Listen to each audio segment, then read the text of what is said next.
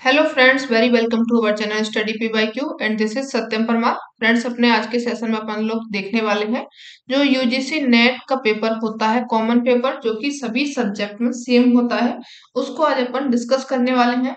इसके एक दो पेपर सभी अपन लोगों ने सॉल्व किए हुए हैं, वो आपको मिल जाएंगे इसी चैनल पर कंप्लीट। जो आपके 50 क्वेश्चंस होते हैं उन सभी का आपको डिटेल में सॉल्व मिल जाएगा। आज अपन देखेंगे जो आपका दिसंबर 2020 एवं जून 2021 में पेपर हुआ था, इसको देखेंगे। टोटल इसमें यूनिट होती है 10, 5-5 नंबर के क्वेश्चन, इसमें 5-5 क्वेश्चन आते हैं, इनको देखेंगे। ठीक है।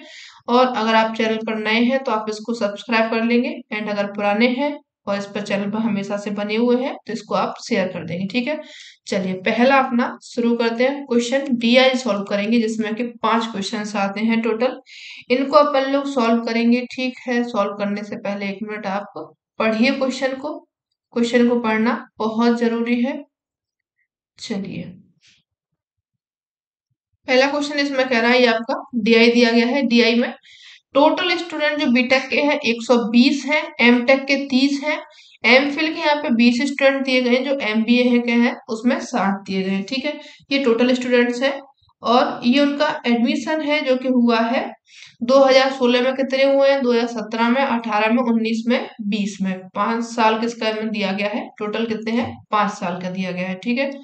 चलिए अब अपना ये देखिए सॉल्व करते हैं। पहला क्वेश्चन इसमें ये कह रहा है कि वर्ष 2016 से लेकर के 2020 में बीटेक में औसत जो रिक्त सीटें हैं इनकी यहाँ पे संख्या पूछी गई है।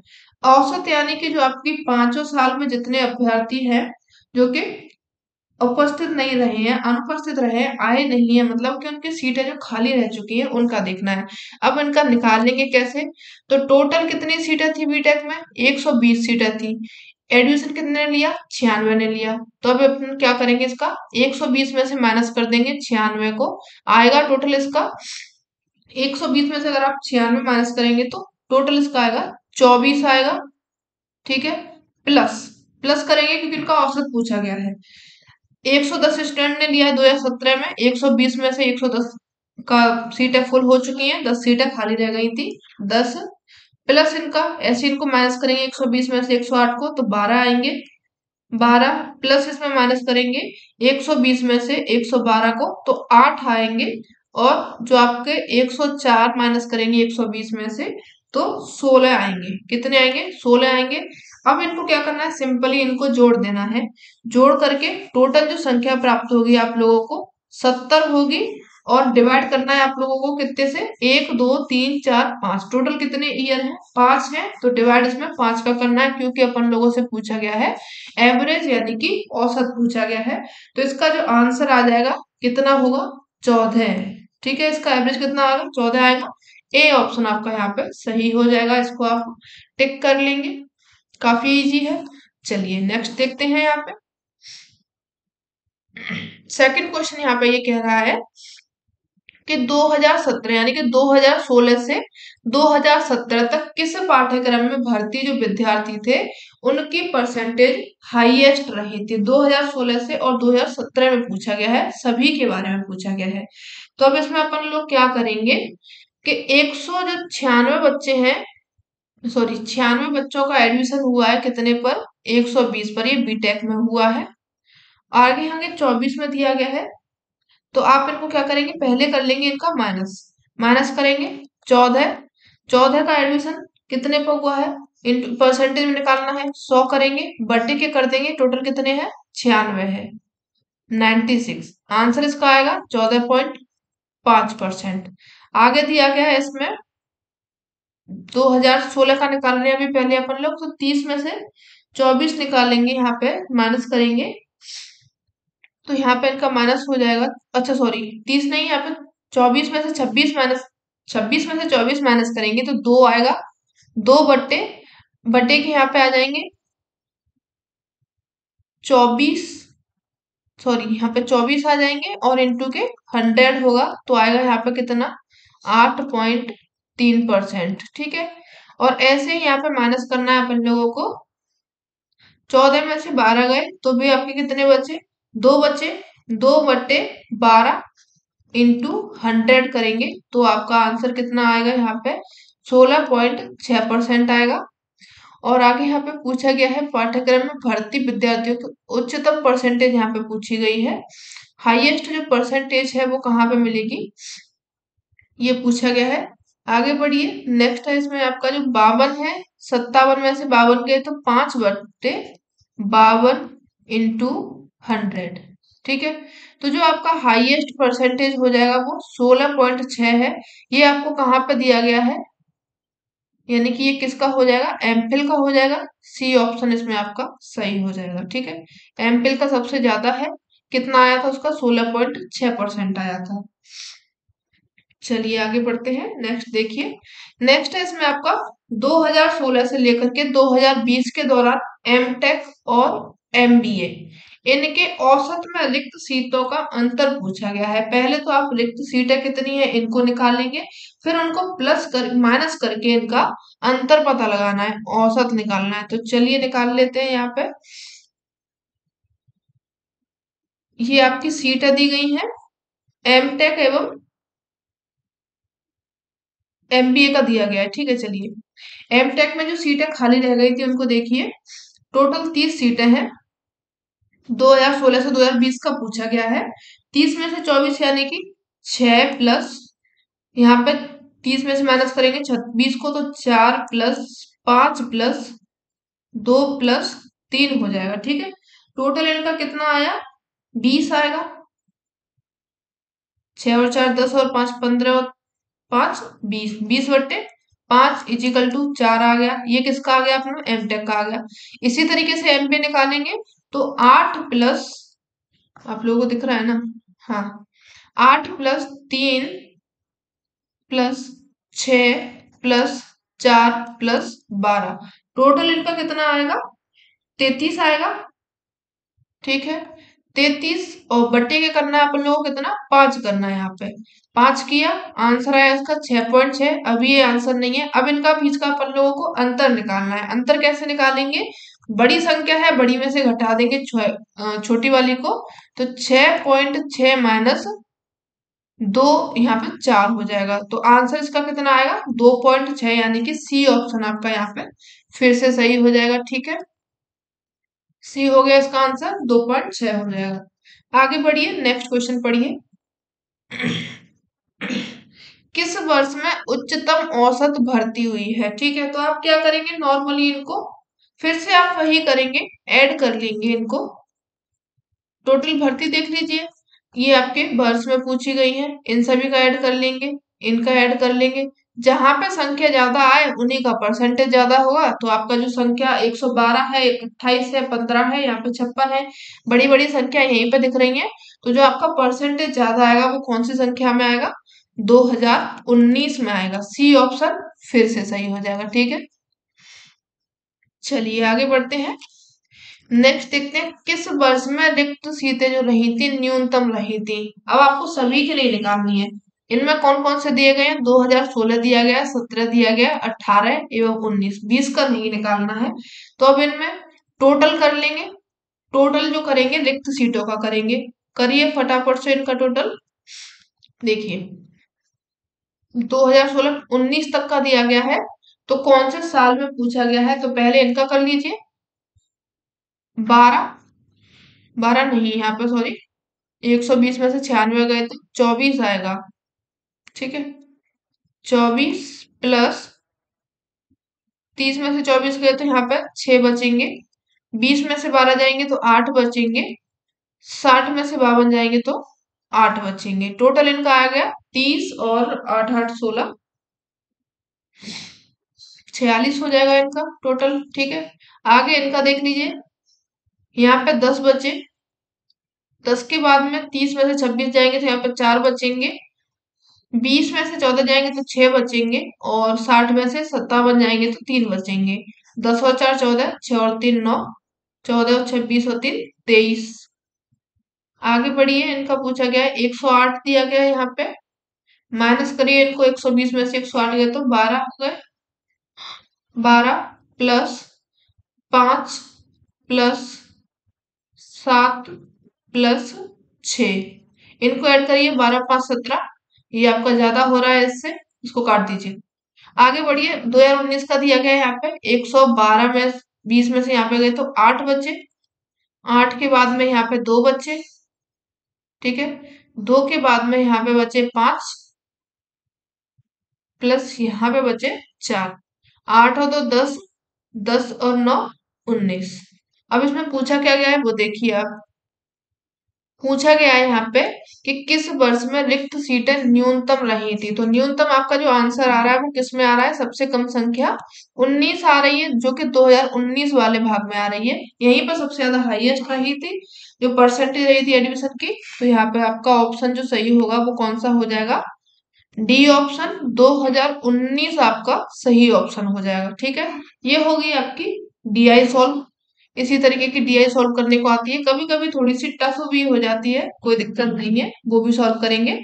चलिए अब आगे बढ़ते हैं। यहाँ पे दिया गया है कि जो सार्थक शाब्दिक अधिगम है उसके सिद्धांत का प्रतिपादन किसने किया था। याद रखिएगा इसका जो आंसर है वर्बल लर्निंग के लिए जो सार्थक शाब्दिक अधिगम थ्योरी है इसका प्रतिपादन किया था डेविड आशुबेल के द्वारा, ठीक है। इनके क्वेश्चन इस बार जो आपका एग्जाम हुआ था दिसंबर में, इसमें कई बार पूछा गया है। देखिए इसका जो सार्थक शाब्दिक अधिगम है इसके सिद्धांत का प्रतिपादन किया था डेविड आशुबेल ने। इस सिद्धांत यानी कि इस तथ्य को संदर्भित करता है कि किसी भी प्रकार अधिगमकर्ता जो होता है, पढ़ाने वाला होता है, वो सार्थक शाब्दिक विषय वस्तु सामग्री सामग्री से कितना सीख सकता है, यानी कि एक जो अच्छी सामग्री वो बनाता है उससे वह कितना सीख सकता है। आगे पढ़ते हैं, नेक्स्ट क्वेश्चन देखिए। जो आपका step involve in developing in performance test are, देखिए क्या दिया गया इसमें। निष्पादन जो परीक्षण होता है विकसित करने में निम्नलिखित कदम शामिल होते हैं। प्रेक्षण या फिर निर्धारण करना, प्रपत्र विकसित करना। आगे ये कह रहा है इनका आप लोगों को क्रम लगाना है। नहीं, इसमें एक मिनट क्वेश्चन पढ़ने दीजिए। कौन कौन से कदम शामिल है ये पूछा गया है।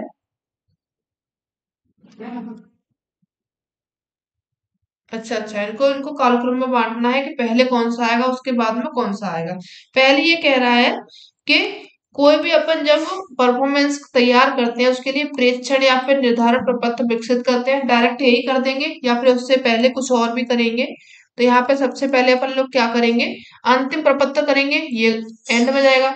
परीक्षण की जाने वाली जो योग्यताएं होती है उनको निर्धारित करने के लिए कार्य का पहले विश्लेषण करेंगे अपन लोग, ठीक है। तो पहले आ जाएगा आप लोगों का सी, लिख लीजिए यहाँ पे सी आएगा। सी के बाद में एक प्रशासनिक फॉर्मेट विकसित करेंगे या फिर एक प्रकार की कार्य प्रतिचयन योजना विकसित करेंगे। तो यहाँ पे क्या होगा, पहले फिर उसके बाद में अपन लोगों ने क्या कर लिया, योग्यता को निर्धारण कर लिया, विश्लेषण कर लिया उसका। अब करेंगे जो प्रेक्षण है उसका निर्धारण, एक विकसित प्रपत्र तैयार करेंगे। क्या करेंगे, जो प्रेक्षण है, एक मिनट इसको छोटा कर लेते थोड़ा सा आप लोगों को दिखेगा। हाँ, जो प्रेक्षण है इसका निर्धारण प्रपत्र विकसित करेंगे। बी हो जाए, ए हो जाएगा आपके बाद में, सी के बाद में ए हो गया, ठीक है। अब ये विकसित हो गया, अब इसके बाद में क्या करेंगे, यहाँ पर अब एक प्रकार की कार्य बनाएंगे यानी कि प्रतिचयन योजना विकसित करेंगे। सी के बाद में ए हो गया, ए के बाद में यहाँ पे अपन लोग ई लगाएंगे। अब उसके बाद में एक अंतिम प्रपत्र विकसित करने के परीक्षण मदों होंगे, यानी कि अब यहाँ पे क्या करेंगे, पहले एक प्रशासनिक फॉर्मेट विकसित करेंगे, फिर उसके बाद में सबसे एंड में क्या करेंगे, अंतिम प्रपत्र विकसित करेंगे, उससे पूर्व परीक्षण मंदों को आजमाएंगे। तो आपका जो ऑप्शन सही हो जाएगा सी ए, उसके बाद में आप लोगों का ई आएगा, नहीं सी ए डी आएगा, बी, यानी कि बी ऑप्शन आपका यहाँ पे ये सही हो जाएगा। देख लीजिए कोई भी आप जब निष्पादन परीक्षण विकसित करते हैं उसमें क्या क्या आप लोग करके चलते हैं। सबसे पहले परीक्षण की जाने वाली जो योग्यता होती है उनका सबसे पहले निर्धारण करते हैं, फिर उसका विश्लेषण करते हैं, कार्य विश्लेषण होता है उसका। उसके बाद में प्रेक्षण करते हैं, निर्धारण करते हैं, प्रपत्र वहां पे विकसित किया जाता है। फिर उसके बाद में एक प्रकार की कार्य योजना बनाई जाती है, प्रति चयन यानी कि जो सैंपलिंग होती है उनका डेटा कहाँ से लेना है ये किया जाता है, योजना एक तैयार की जाती है। फिर उसको एक प्रशासनिक फॉर्मेट में विकसित करते हैं। एंड में क्या करते हैं, अपना अंतिम प्रपत्र विकसित करने से पहले पूर्व जो परीक्षण होते हैं मंदों को आजमाते हैं, सही है या नहीं है, गलत है, इनमें कोई त्रुटि तो नहीं है, ये सब अपन इसमें देखते हैं, ठीक है। आगे बढ़िए, नेक्स्ट क्वेश्चन पढ़िए यहाँ पे। कथन एक कह रहा है यहाँ पे कि जो संज्ञानात्मक विकास है, पियाजे के चरणों के अनुसार पूर्व सक्रियात्मक चरण के दौरान बालक जो भाषा सीखता है और वस्तुओं को दर्शाने के लिए प्रतीकों का प्रयोग करना वो आरंभ कर देता है। ये किसमें बता रहा है? संज्ञानात्मक विकास के बारे में बता रहा है। ठीक है, दूसरा जो कथन कह रहा है ये कि इसमें जो संज्ञानात्मक विकास है, पियाजे के चरणों के अनुसार औपचारिक सक्रियात्मक चरण के दौरान बालक प्रतिवर्ष इंद्रियां एवं जो पर्यावरण है उनमें गति क्रिया के माध्यम से सीखता है। तो आपका ये जो सेकंड ऑप्शन है ये गलत हो जाएगा, पहला ऑप्शन इसमें आपका सही हो जाएगा। देख लीजिए इसमें जो ऑप्शन आपका सही हो रहा है वो सी हो जाएगा। ठीक है, व्याख्या देख लीजिए यहाँ पे। ये जो इसने कहा है जो संज्ञानात्मक विकास है पियाजे के चरणों के अनुसार संवेदी प्रक्रियात्मक चरण के दौरान बालक जो है प्रतिवर्त इंद्रिया एवं पर्यावरण के गति क्रिया के माध्यम से सीखता है। ये प्रकार जो हो जाएगा कथन सेकंड गलत हो जाएगा और फर्स्ट जो है वो आपका सही हो जाएगा।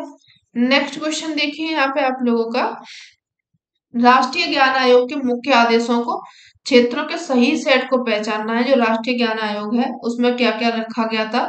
पहुंचती, अवधारणाती, प्रधान, अनुप्रयोग एवं सेवाएं। तो यहाँ पे जो आपका ऑप्शन सही हो जाएगा इसके अनुसार, उनके साथ में असेस होनी चाहिए, पहुंच होनी चाहिए। ठीक है, पहुंच के बाद में यहाँ पे क्या होना चाहिए? अवधारणा होनी चाहिए, कॉन्सेप्ट होने चाहिए। डिलीवर यानी कि उनका प्रदान करना नहीं होना चाहिए, ये नहीं रखा गया था। बाकी का अनुप्रयोग होना चाहिए, सेवाएं होनी चाहिए। ये हो गया आपका किसमें? जो राष्ट्रीय ज्ञान आयोग है उसके अंतर्गत इनको रखा गया था। A B C, sorry A B और डी ई, यहाँ पे आपके ऑप्शन सही हो जाएंगे। सी यहाँ पे सही हो जाएगा, सी में कुछ ज्यादा ही यहाँ पे बेस्ट जा रहा है। चलिए कोई बात नहीं है। सूची एक को सूची दो के साथ में मिलाना है। ई ज्ञान को एनसीईआरटी द्वारा 2013 में विकसित किया गया था, मुक्त शैक्षिक संस्थान है। या फिर आगे और भी दिए गए हैं, इनको पढ़ लीजिए। ई पाठशाला और जो आपके NROER है ये क्या है, NDL क्या है। तो चलिए इनको पढ़ा लीजिए, पढ़ लीजिए। जो आपके ई पे क्या दिया था, ई ज्ञान कोश है, ज्ञान कोश में रखा गया है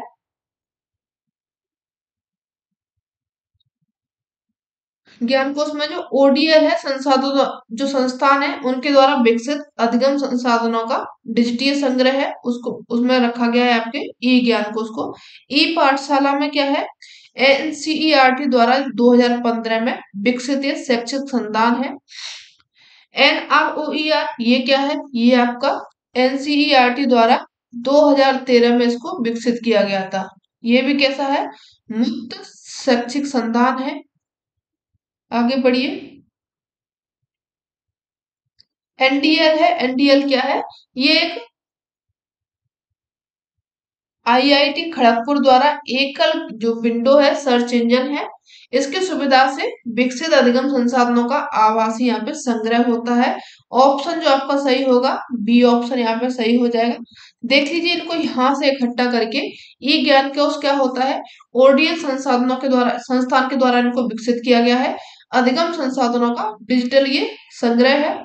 ई पाठशाला इसको NCERT द्वारा 2015 में विकसित किया गया था, जो कि एक शैक्षिक ई संसाधन है। ई यानी कि जो आपका इंटरनेट के माध्यम से चलने वाला। NROER ये क्या है, इसको NCERT द्वारा 2013 में इसको विकसित किया गया था, जो कि एक मुक्त शैक्षिक संस्थान है, इनको भी याद रखेंगे। NDL क्या है, इसको देखिए,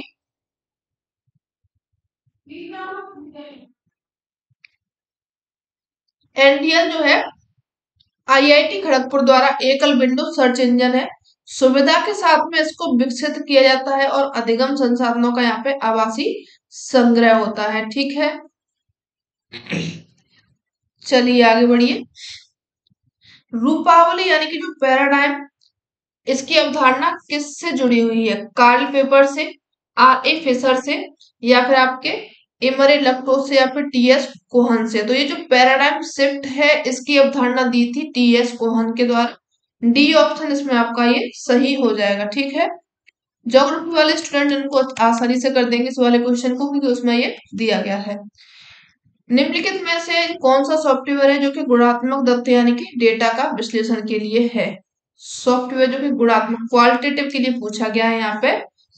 SPSS है या फिर R है, NVivo है या फिर यहाँ पे स्टाटा है, यहाँ पे STA तो यहाँ पे जो हो जाएगा गुणात्मक दत्त का डेटा विश्लेषण के लिए होता है वो हो जाएगा यहाँ पे NVivo हो जाएगा। सी ऑप्शन यहाँ पे फिर से सही हो जाएगा। ठीक है, बधाई हो, सी कुछ ज्यादा ही यहाँ पे सही हो रहा है।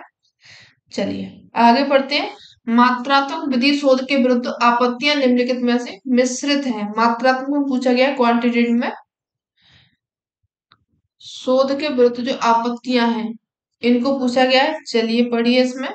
जो मात्रात्मक गुणात्मक शोध है ज्ञान मीमांसा रूप से भिन्न होते हैं। ठीक है, ये सही कह रहा है। गुणात्मक शोध की तुलना में मात्रात्मक शोध बेहतर होता है, विश्वसनीय होता है, वैकल्पिक होता है। ये आप याद रखेंगे मात्रात्मक के बारे में। यहाँ पे जो आपका सही हो जाएगा वो ये आपका ये गलत हो जाएगा। आपत्तियां पूछी गई है ना, तो हाँ ये नहीं होगा, इसमें ए हो जाएगा। आगे कह रहा है जो मात्रात्मक और गुणात्मक शोध है इनके लक्ष्य भिन्न होते हैं, ये भी ठीक कहा गया है। आगे कह रहा है कि जो मात्रात्मक एवं गुणात्मक शोध है इनमें सत्य मीमांसीय पूर्व धारणाएं भिन्न हो सकती हैं। तो यहाँ पर आपका ये ऑप्शन भी ठीक कहा गया है, भिन्न होता है, अलग होता है। ये मात्रात्मक और जो गुणात्मक शोध होते हैं रूपावली के अनुसार अधूरा दिया गया है इसको। चलिए कोई दिक्कत नहीं है।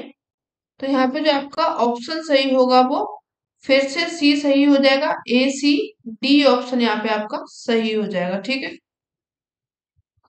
देखिए मात्रात्मक शोध के विरुद्ध में जो आपत्तियां होती हैं वो मात्रात्मक एवं गुणात्मक शोध ज्ञान मीमांसा रूप से भिन्न होते हैं। मात्रात्मक और गुणात्मक जो शोध है लक्ष्य इनके भिन्न भिन्न होते हैं। मात्रात्मक गुणात्मक शोध में सत्य मीमांसा पूर्व धारणाएं भिन्न हो सकती हैं। मात्रात्मक और जो गुणात्मक शोध है वर्तमान रूप से कैसे हो सकते हैं, असंगत हो सकते हैं। चलिए आगे बढ़ते हैं। नेक्स्ट क्वेश्चन देखिए यहाँ पे। सूची 1 को सूची 2 से फिर से मिलाना है। पढ़िए। शोध प्रत्यय दिए गए हैं, उनकी परिभाषाएं दी गई हैं। स्थिर यानी कि कांस्टेंट, विज्ञान और जो आपके सैंपल हैं और संकेंद्रण समूह फोकस है। चलिए इनको मिलाइए, आप लोग पढ़िए इसका आंसर। पहला जो आपका स्थिर कंटेस्ट है यानी कि साक्षात्कार एक विधि है जिसमें अनेक प्रतिभागी सुपरिभाषित विज्ञान विषय पर प्रश्न पूछे जाने वाले पर बल देते हैं। तो ये बात कर रहा है आप लोगों को किसकी, संकेंद्रण समूह यानी ग्रुप पर ये कर रहा है। साक्षात्कार की एक विधि होती है जो कि सामने बैठ जाते हो और प्रश्न सामने से ये लोग पूछते हैं। स्थिर कंटेंट यानी कि एक गुण जो भिन्न घटनाओं के संबंध में अपरिवर्तित यानी कि अपरिवर्तित है। इसमें आप शब्द को फोकस करके चलेंगे तभी अपन लोग क्या होता है पेपर को सॉल्व कर पाते हैं। कोई एक ही अक्षर क्या करता है अपन लोग का पेपर सॉल्व करवा देता है। ए का यहाँ पे आप लोग थर्ड लगा देंगे। विज्ञान, विज्ञान में क्या होता है सिमोटिक्स में जो संकेत विज्ञान होते हैं समग्र एक खंड जिसे कि शोध के लिए चुना गया होता है। यहाँ पे जो दस्तावेज होते हैं तथा अन्य घटनाएं इनकी एक विश्लेषण पद्धति होती है। तो जो आपका विज्ञान होता है यहाँ पे दस्तावेज होते हैं एवं उनकी जो अन्य घटनाएं होती हैं उनकी एक विश्लेषण पद्धति होती है। सैंपल में क्या होता है, सैंपल जो होता है इसमें सैंपल में होता है कि जो समग्र एक खंड होता है जिसे कि शोध के लिए चुना जाता है। सैंपलिंग जो अपन करते हैं ये आपका बी का सी का यहाँ पे सेकंड हो जाएगा और बी का फर्स्ट हो जाएगा।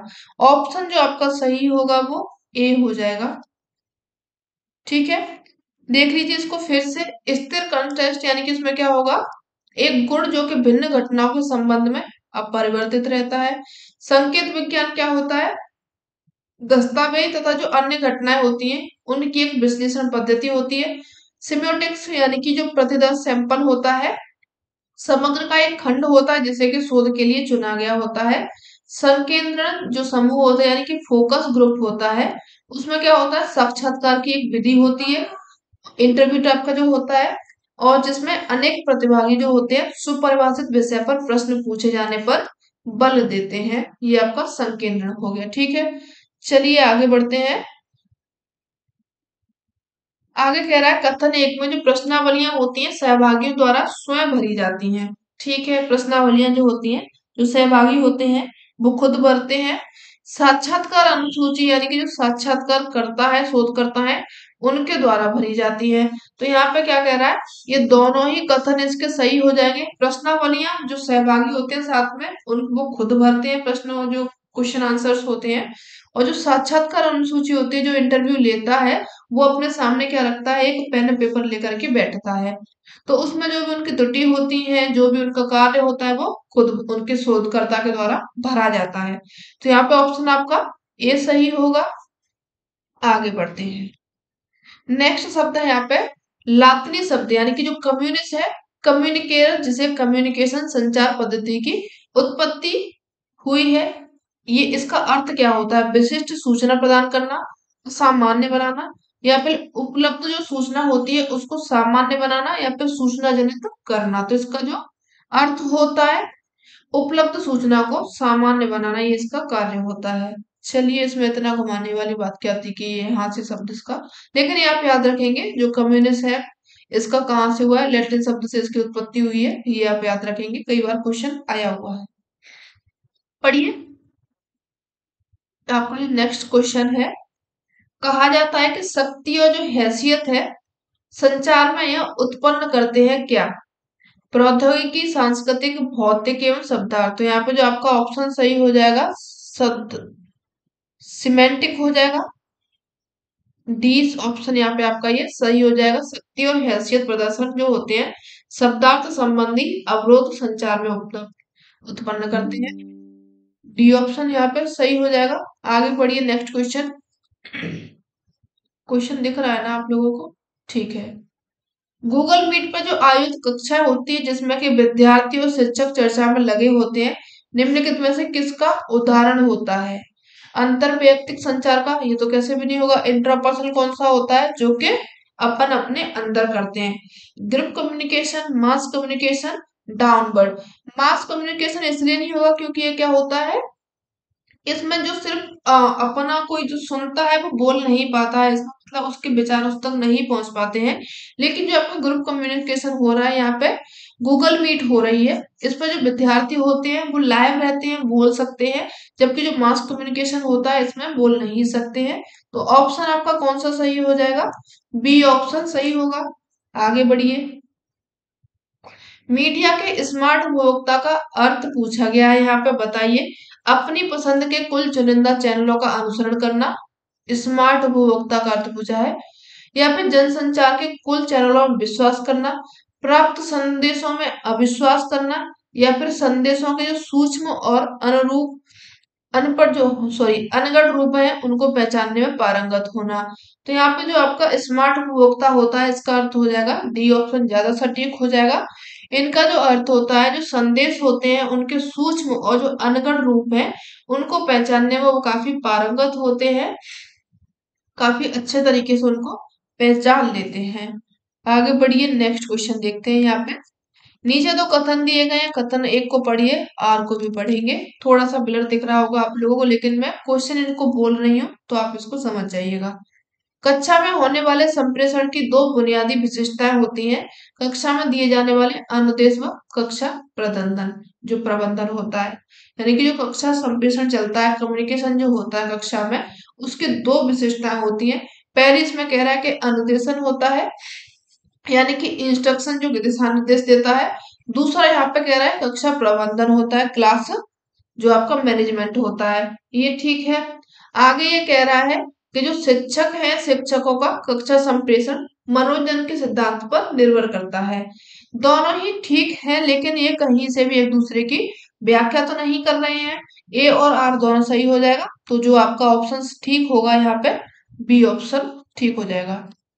ठीक है, व्याख्या नहीं है इनकी ये। आगे पढ़िए। प्रथम 22 जो प्राकृतिक संख्या है उनके गुणनफल का योग इसमें पूछा गया है। तो और इसमें योग का अंक पूछा गया है। इंटू होना है यहाँ पे 0 से लेकर के 22 तक का। अब जब आप इंटू करेंगे 0 का 1 में 0 आएगा, 0 का 2 में करेंगे 0 आएगा, 0 का 3 में करेंगे 0 आएगा। 0 का इंटू जब आप किसी भी संख्या में करते हैं तो उसका उत्तर हमेशा क्या आता है, 0 ही आता है। इसलिए आपका आंसर कौन सा हो जाएगा, ए हो जाएगा। ठीक है, आगे बढ़िए। नेक्स्ट क्वेश्चन आपका ये कह रहा है कि जो चक्रवृद्धि ब्याज है इस पर जमा एक राशि है जो कि 4 वर्षों में दोगुनी हो जाती है, तो ये राशि कितने वर्षों में 8 गुनी होगी। ठीक है, 4 वर्षों में क्या हो रही है, 1 रुपया है, 4 वर्षों में ये कितना हो रहा है, 2 रुपया हो रहा है। ठीक है, अब इसको फिर से 4 वर्ष लगेंगे कितने में, 6 होने में, 2 रुपया फिर से बढ़ जाएगा इस पर, 4 होगा, सॉरी 4 होंगे इसमें, फिर इसमें फिर लगेंगे, 2 की घात यहाँ पे 3 लगा करके करेंगे, यानी कि 2 × 2 दूनी 4 दूनी 8, तो टाइम इसको कितना लगेगा 8 गुना होने में, 1 मिनट, हाँ 2 दूनी 4, 2 तिया 6, 2 चौके 12। हाँ, यहाँ पे जो इनका ऑप्शन आएगा वो कितना हो जाएगा, बी ऑप्शन आएगा। इनको 12 वर्ष लगेंगे कितने होने में, 8 गुना होने में। ये कितना हो रहा है, एक है 1 रुपया, 4 सालों में डबल हो रहा है, फिर 4 सालों में फिर से डबल हो रहा है, फिर 4 सालों में फिर से डबल हो रहा है, फिर 4 सालों में फिर से डबल हो रहा है, इस तरीके से चल रहा है। तो ये कितने साल हो जाएंगे, 4 तिया 12 हो जाएंगी। ठीक है, चलिए आगे बढ़ते हैं। नेक्स्ट क्वेश्चन देखिए यहाँ पे।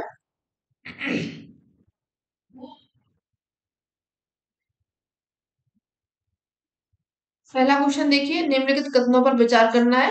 इसमें कह रहा है जो 8 के पहले हैं उनके 20 का औसत कितना है, 84 है। 1 मिनट, यहाँ पे दिया नहीं गया है, ऊपर आधा क्वेश्चन दिया है, पहले मल्टीपल दिए गए, यानी कि जो 8 के पहले गुणक है, यानी कि 8 दूनी 16, 8 तिया 24, 8 चौको 32, इतना आप जब एंड तक करेंगे 20 तक, तो कहां तक पहुंच जाएंगे, 160 तक पहुंच जाएंगे। ठीक है, अब जब इनका गुणक कह रहा है, इनको डिवाइड करेंगे 20 से, टोटल इनका आंसर आएगा, 1 मिनट, आपको यहाँ पे मैं शॉर्ट में बता देती हूँ, क्योंकि ऐसे आप जब ऐड करेंगे तो बहुत टाइम लग जाएगा। अब इसमें क्या करेंगे, 8 से जब आप गुणक करेंगे इनका और इनके जब लिखेंगे पूरा, तो ये बहुत लंबा हो जाएगा। तो 8 को क्या करेंगे, कॉमन ले लेंगे। कॉमन लेने के बाद में 1 प्लस 8 एकम 8, 8 दूनी 16, 8 तिया 24, यहाँ तक जाते जाते आप कितना करेंगे, 20 कर देंगे। ठीक है, 20 हो गया। अब इसका एक फॉर्मूला होता है, N is equal N, N plus 1 upon total कितना है, इसमें 2 हो जाएगा। अब एन बराबर यहाँ पे हो जाएगा कितना, 8 है, एन बराबर एन प्लस 1, ये कितना है, 20 है, 20 प्लस 1 कितना हो जाएगा, 21 हो जाएगा, बटे के 2 हो जाएगा। टोटल आंसर कितना आएगा,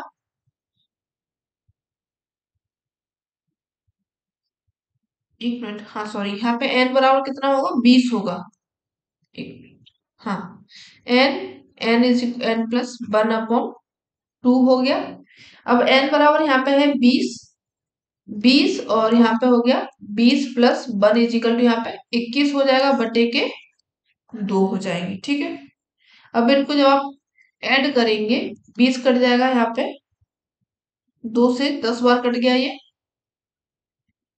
10 हो गया, और यहाँ पे 21 है, तो 10 इंटू 21 इजिकल टू कितना हो जाएगा, 210 हो जाएगा। ठीक है, 210 हो गया।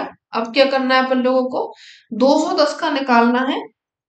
तो 210 यानी कि अपन लोगों ने जो 8 पहले कॉमन ले लिया था, अब इसको इंटू कर देंगे 8 से 210 को, क्योंकि टोटल इनका जो 20 पहले के औसत है उनका करना है, बटे के कर देंगे फिर से कितना, 20। ठीक है, ये कट गया, 8 एकम 8 हो जाएगा यहाँ पे, और 2 से कट जाएगा ये, 2 चौके 8 और 21 चौके 84, पहला आपका सही हो जाएगा। आगे बढ़िए, पहला सही है। दूसरा ये कह रहा है कि 100 से लेकर के 200 के बीच की जो 25 ऋण संख्याएं हैं, ये पूछ रहा है कि 25 तक कितनी है, 200 तक में 25 ऋण संख्या है, तो यहाँ पे आपका ऑप्शन गलत हो जाएगा। ठीक है, ए यहाँ पे ये सही है, बाकी का बी सी, और साथ में ये कह रहा है कि 10 धनात्मक संख्याएं हैं, यानी कि कोई भी आप 1 2 3 4 5 6 7 8 9 10 ले लेंगे। इनमें अगर x% है, यानी x संख्याएं ये, और यदि प्रत्येक संख्या में 10 बढ़ाया जाए, यानी कि एक में आप एक बढ़ाएंगे तो 10% हो जाएगा, दो में आप एक बढ़ाएंगे तो 10% यानी कि दो बढ़ेगा, फिर इनमें तीन बढ़ाएंगे तो तीन बढ़ जाएगा। तो यानी कि आपका जो वृद्धि होगी वो 11% की नहीं होगी, 10% की होगी। अगर आप किसी भी संख्या में 10% बढ़ा रहे हैं, सिंपल संख्या है, तो वहां पे वृद्धि कितने की होनी है, 10 की होनी है। ठीक है, ये यहाँ पे दे रहा है कितना, 11 दे रहा है, तो ये आपका ऑप्शन गलत हो जाएगा, ये सभी गलत हो जाएंगे, ए सही हो जाएगा। आगे बढ़ते हैं। एक बात हमेशा याद रखिएगा कि जितने परसेंट की वो वृद्धि कर रहा है किसी नॉर्मल संख्या में, तो उतने ही परसेंट की यहाँ पे वृद्धि होनी है। अभी आपका नेक्स्ट क्वेश्चन दिया गया है 10%, 30%, 50%, इनका अगर डिस्काउंट करेंगे तो कितनी संख्या प्राप्त हो रही है अपना परसेंटेज में, 68.5% यहाँ पे प्राप्त हो रहा है। इसको सॉल्व करेंगे। पहले कोई संख्या है 100, इस पर डिस्काउंट हो गया कितने, 10% का। ठीक है, 10% का यहाँ पे डिस्काउंट हो गया, तो जो आपको नई संख्या मिल रही है वो कितनी हो गई, 90 हो गई। अब 90 पे डिस्काउंट कितने का मिल रहा है, 30 का मिल रहा है डिस्काउंट। ठीक है, 90 पे आपको 30 का डिस्काउंट मिलेगा, तो जो आपको संख्या प्राप्त होगी वो कितनी होगी, यहाँ पे 63 होगी। ठीक है, और इसके बाद में 63 पर कितने का डिस्काउंट हो रहा है, यहाँ पे 50 का हो रहा है, तो 63 का आधा कितना हो जाएगा, निकालिए इसको, 63 का आधा 31.5 हो जाएगा। ठीक है, 31.5 हो जाएगा। अब कुल जो बाजार मूल्य है 100 में से अगर आप माइनस कर देंगे इनको, 100 माइनस 31.5 है, तो इसमें कितना आ रहा है, 68.5 है। आपका एक कथन यहाँ पे सही हो रहा है। ठीक है, एक कथन सही होगा। इनका परसेंटेज निकालते कैसे हैं, वो आप एक दिखा दे रहे हैं आप लोगों को करके सॉल्व, क्योंकि पूरा करेंगे तो बहुत टाइम लगता है। जैसे आप 90 का 30% निकालोगे, तो 30/90 इंटू के 100। ठीक है, ये आप इनको हटा देंगे तो आपका आंसर आ जाएगा। आगे बढ़ते हैं, और यहाँ पे आगे कह रहा है कि 10%, 20%, 40% बट्टों के संग्राम में एक समान एकल बट्टा इतना है, यानी कि इन पर डिस्काउंट अगर दे रहा है वो कोई संख्या है, पहले 100 पे 10% का छूट दी उसने, 90 मिला, 90 पर उसने फिर 20% की छूट दी, तो उनको आंसर जो मिला, यानी कि उनको जो संख्या मिली वो कितना हो जाएगा, 90 पर 20% की छूट देने पर वो हो जाएगा यहाँ पे 43.2 आ रहा है, जो कि आपका कथन दो है, गलत हो जाएगा। 46.8 आ रहा है यहाँ पे माइनस करने पर, तो इसका ऑप्शन जो सही हो जाएगा वो सी हो जाएगा। ठीक है, इसमें भी सी ऑप्शन सही है। चलिए आगे बढ़ते हैं यहाँ पे। नेक्स्ट इसमें आपका दिया गया है ANCQEU, इनका अनुक्रम का अगला पद पूछा गया है। AN यानी कि यहाँ पे आपका जो अगला पद आएगा वो यहाँ पे ZG आएगा, लेकिन यहाँ पे दिया ही नहीं गया है कोई भी पद। ठीक है, तो यहाँ पे A के बाद में +2 करेंगे, A बी, बी के बाद में सी। ठीक है, पहला आ गया यहाँ पे।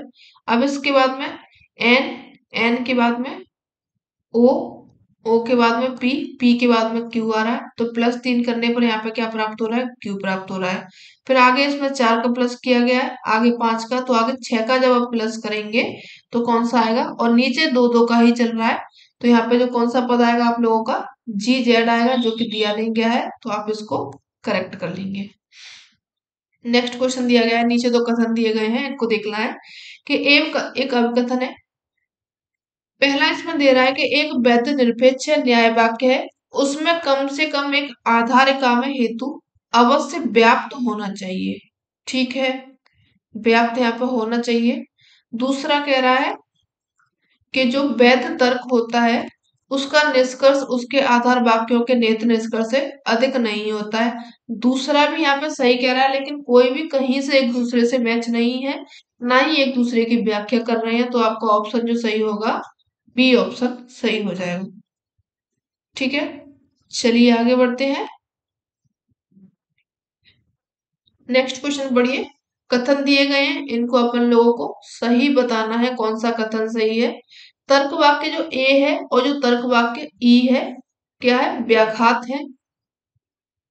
ए ई आई ओ इस तरीके से चलता है ये आपका।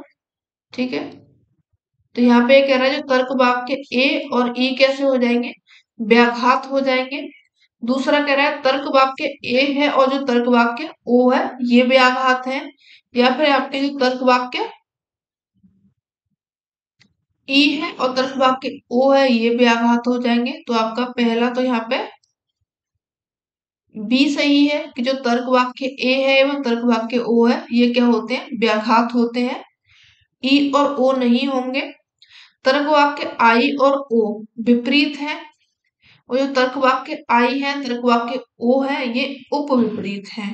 तो यहाँ पे ये क्या होगा, जो तर्क वाक्य आई है और जो ओ है ये क्या होंगे आपके उपविपरीत हो जाएंगे। तो ई आपका सही हो जाएगा। ठीक है, उपविपरीत होते हैं ये इस तरीके से। यहाँ पे जो आपका ऑप्शन सही होगा वो हो जाएगा कौन सा, B and E. D option यहाँ पे आपका ये सही हो जाएगा। ठीक है, चलिए आगे बढ़ते हैं।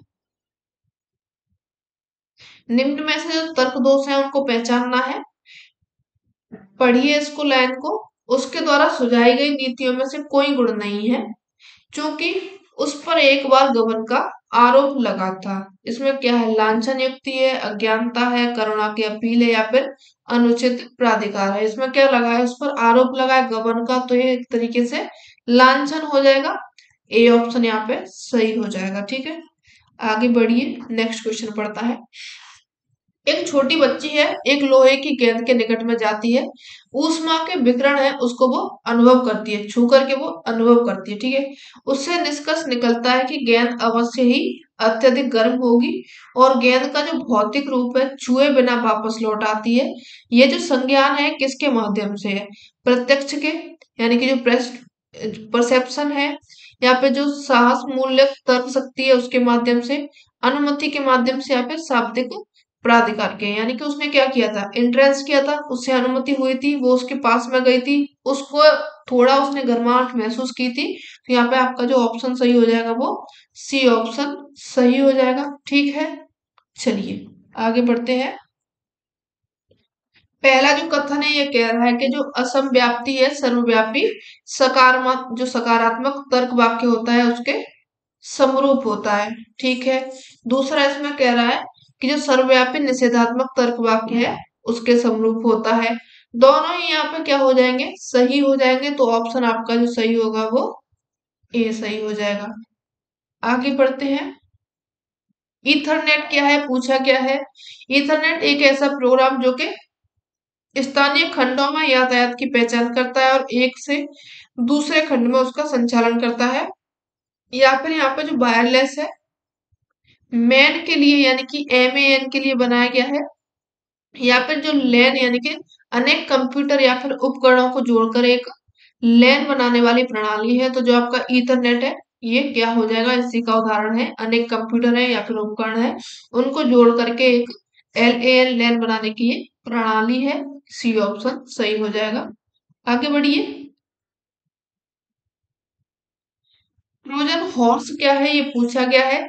स्वचालित रूप से इंटरनेट पर किसी एक मंद को तलाश करते हैं या फिर विषाणु होते हैं जो कि स्वयं की अनुकृति को बना सकते हैं। अनुभव द्वारा सूचना एकत्रित करने वाला सॉफ्टवेयर होता है, या फिर ये बहुधा वैध सॉफ्टवेयर के जो छद्मवेश होते हैं विद्वेषपूर्ण प्रोग्राम होता है। तो जो आपका ट्रोजन हॉर्स होता है ये क्या होता है, RM malicious program often disguised as a legitimate software होता है, यानी कि बहुधा वैध सॉफ्टवेयर होता है। उसके जो छद्मवेश में विद्वेषपूर्ण प्रोग्राम होता है ये क्या होता है आपका ट्रोजन हॉर्स होता है। डी ऑप्शन सही हो जाएगा।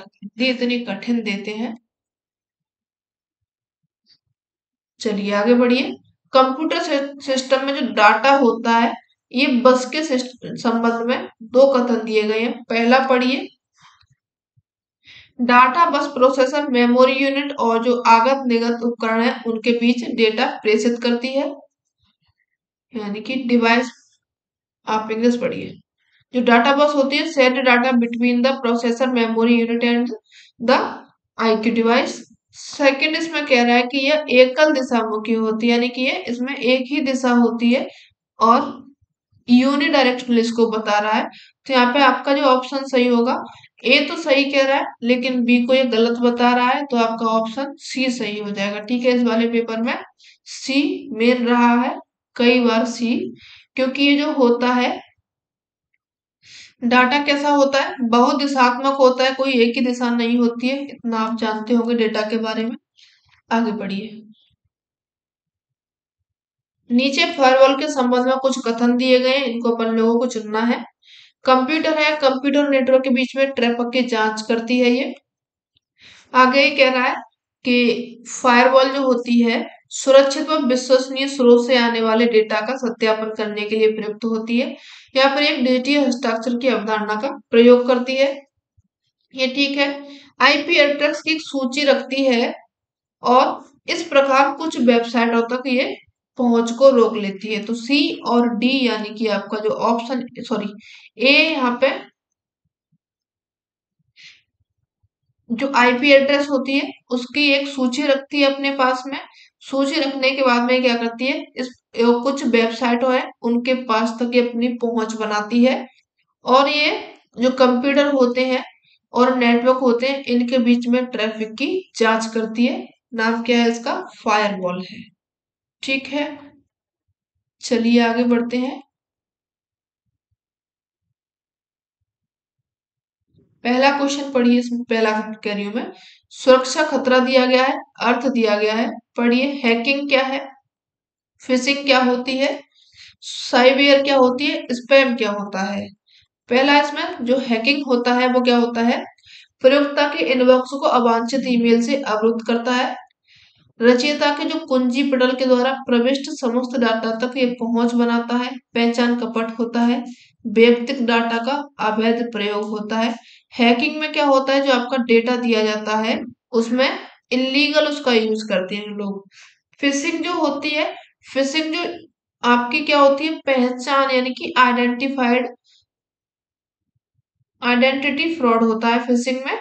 और जो आपका साइवेयर है, स्पाईवेयर है, इसमें क्या होता है, स्पाईवेयर में जो आपकी रचयिता को कुंजी पटल के द्वारा प्रविष्ट समस्त जो डाटा होता है उस तक पहुंचे प्रदान करता है। और स्पैम में जो प्रयोक्ता होता है ये क्या करता है, इनबॉक्स को अवांछित ईमेल के अवरुद्ध ये करता है, ईमेल से अवरुद्ध कर देता है, ये इनबॉक्स में करता है ये। तो आपका ऑप्शन जो सही होगा यहाँ पे बी ऑप्शन सही हो जाएगा। ठीक है, आगे बढ़िए।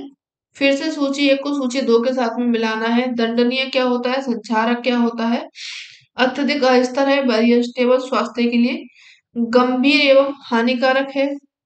आगे बढ़िए। संरक्षक, प्रक्रियात्मक एवं विषैला, विषैला क्या होता है, जो कि स्वास्थ्य के लिए काफी गंभीर होता है। डी का आप फर्स्ट लगा के बी ऑप्शन नहीं, ये सेकंड में था ना ये वाला गंभीरता वाला, तो डी का सेकंड हो जाएगा, इसमें है सी ऑप्शन आपका सही हो रहा है। आगे और भी मिला लीजिए। प्रक्रियात्मक क्या होता है, प्रक्रियात्मक जो होता है आप लोगों का अत्यधिक अस्थिर होता है, यानी कि स्थिर रहता है, ज्यादातर अस्थिर होता है। यहाँ पे आप थोड़ा ऊपर नीचे करना पड़ेगा। ऑप्शन उसका सी है, फिर से सी के साथ में जा रहा है, मेजोरिटी है सी को। दंडनीय क्या होता है, दहन जो धारण करने की योग्यता होती है। संचारक यानी कि पात्र होता है, कंटेनर होता है, उसको नष्ट करता है। प्रक्रियात्मक अत्यधिक अस्थिर होता है। विषैला यानी कि स्वास्थ्य के लिए गंभीर होता है। जब आप पेपर फर्स्ट सॉल्व करेंगे ना, उसमें आपके जितना भी माइंड है, जितना भी आपकी सारी क्रियाएं उनको खोल करके रखना पड़ेगा, तब पेपर फर्स्ट सॉल्व हो पाता है। पता नहीं कहाँ से क्या घुमाता है, समझने की शक्ति खत्म कर देता है। मल जल की जो कीचड़ है उसका वातावरण निरपेक्ष पाचन होता है। कैसा होता है, जैविक ठोस सामग्री के लिए प्रभावी होता है। इस क्रिया में अत्यधिक ऊर्जा ऊर्जा की आवश्यकता होती है। ए सही है यहाँ पे आप लोगों का। ठीक है। और ये कह रहा है कि ये जो प्रक्रिया होती है इसमें अंतिम उत्पाद के रूप में मीथेन गैस बनती है। बिल्कुल सही कह रहा है, मीथेन गैस यहाँ पे बनती है। पाचन जो कीचड़ होती है आयतन में घट जाती है, सरलता से जल रहित की जा सकती है। ठीक है, ये भी इसका सही है, जल रहित इसको किया जा सकता है। कीचड़ नीचे जम जाती है और पानी जो है ऊपर आ जाता है। आगे कह रहा है कि ये जो अत्यधिक तीव्र प्रक्रिया है, अतः बड़े आकार के रिएक्टर जो होते हैं उनकी आवश्यकता यहाँ पे नहीं होती है। तो जो आपका ऑप्शन सही होगा वो ए, सी और डी हो जाएगा। ये दिया गया है आप लोगों के डी ऑप्शन में, ये सही हो जाएगा, बाकी के सभी गलत हो जाएंगे। ठीक है, चलिए पढ़िए आगे। नीचे दो कथन दिए गए हैं। विषैले जो रसायन होते हैं बहुधा अंगों व अंग प्रणाली को हानि पहुंचाते हैं। ठीक है। आगे कह रहा है जो हेपेटोटोनिक्स है वह रसायन है जो कि गुर्दों को क्षति पहुंचाता है। तो आपका जो ए हो जाएगा वो तो सही है, लेकिन बी है इसको गलत बता रहा है, गलत हो जाएगा। यहाँ पे ये सी ऑप्शन इसका सही हो जाएगा। ठीक है, आगे बढ़िए।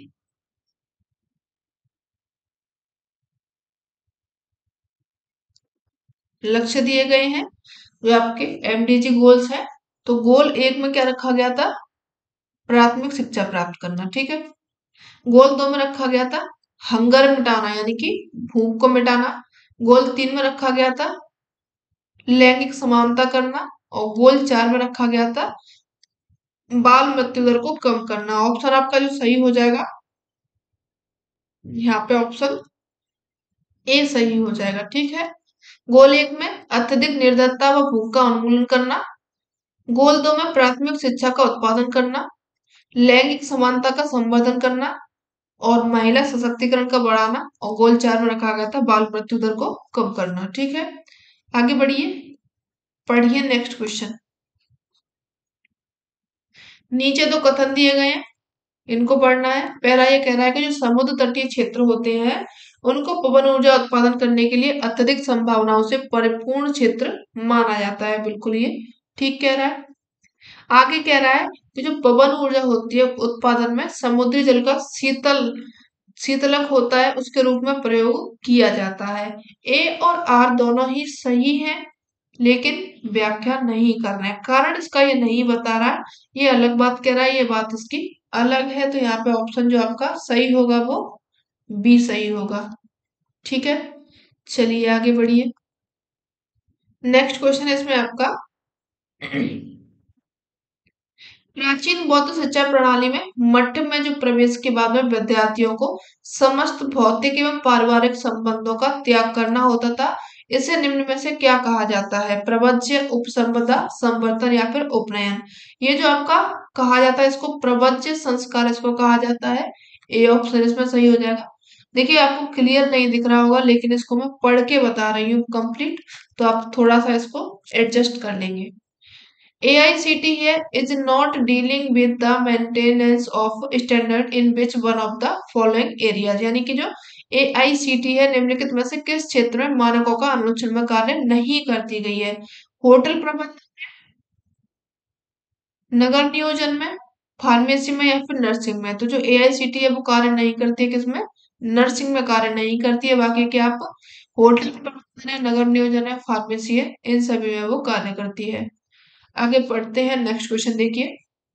कथन दिया गया है जो वुड डिस्पैच हुआ था सबसे पहले यह स्वीकार किया गया था कि सरकार को स्त्री शिक्षा के लिए निसंकोच हार्दिक समर्थन देना चाहिए और उसके विस्तार के लिए प्रभावी उपाय भी करने चाहिए।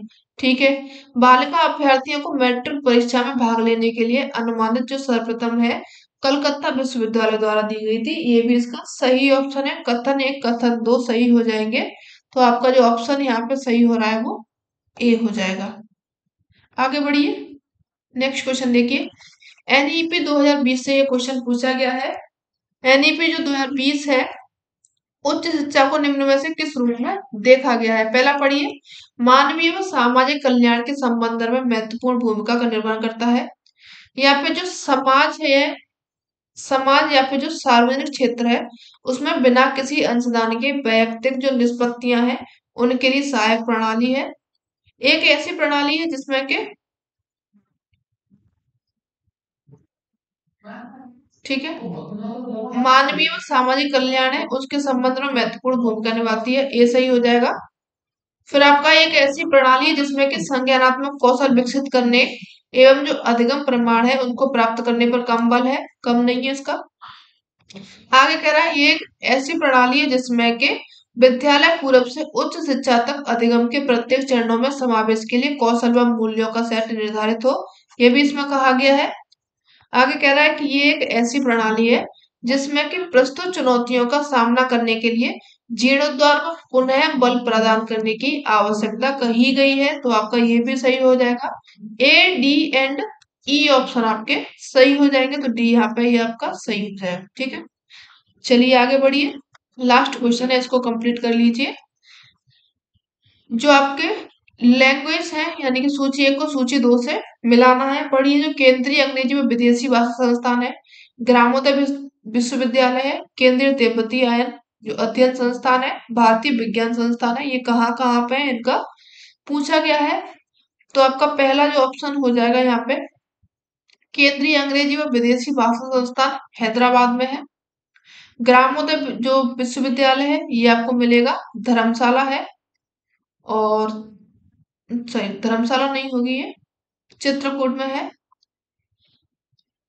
ठीक है, पहला हो जाएगा यहाँ पे हैदराबाद, दूसरे का हो जाएगा यहाँ पे चित्रकूट। केंद्रीय तिब्बती अध्ययन जो संस्थान है ये मिलेगा आप लोगों को कहाँ पे, धर्मशाला। और जो भारतीय विज्ञान संस्थान है ये बेंगलुरु में है। ऑप्शन जो आपका सही होगा वो फिर से सी सही होगा। ठीक है, सी ऑप्शन यहाँ पे सही होगा। आगे आपका 5 क्वेश्चन है जो कि इस पैराग्राफ से पूछे गए हैं, इसको आप पढ़ करके सॉल्व करने की कोशिश करेंगे। ये आप क्वेश्चन दिखा दे रहे हैं, इनके आप स्क्रीनशॉट ले सकते हैं, बैठ करके इनको शांति रूप से इनको सॉल्व करेंगे। ठीक है, हो गया इनके स्क्रीनशॉट, ऑप्शन हो गए।